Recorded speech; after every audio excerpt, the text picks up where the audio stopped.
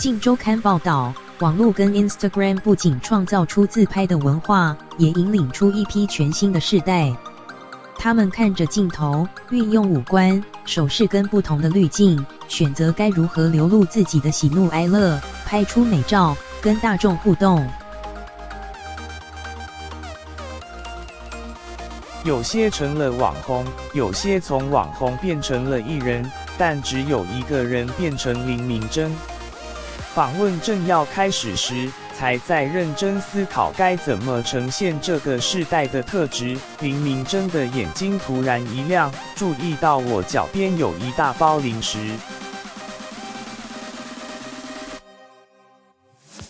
等一下，这分明是个惊喜，不能太早破梗。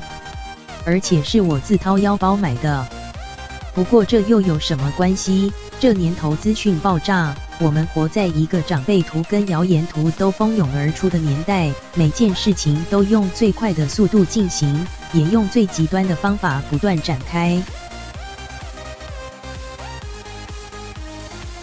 要把他的注意力拉回来，当然需要最极端的问题。延伸阅读，